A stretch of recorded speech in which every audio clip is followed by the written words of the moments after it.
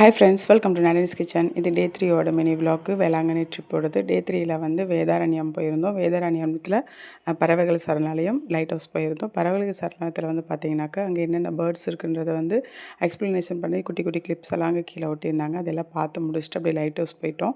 Light ஹவுஸில் பார்த்திங்கனாக்கா ஏற ஏற அவ்வளோ ஸ்டெப்ஸு, பயங்கர கால்வலி. இந்த கால்வலி அப்படியே போக்குற மாதிரி அதனோட வியூ பாயிண்ட்டு டாப் வியூலேருந்து பார்க்கும்போது அவ்வளோ காற்று நல்லா சூப்பராக இருந்துச்சு. அந்த பீச் வியூ பார்க்கும் பொழுது சைடில் வந்து மிலிட்ரி வியூ, அதனால் அதிகமாக வீடியோஸ் எடுக்கிறதுக்கு அவங்க அலோவ் பண்ணல.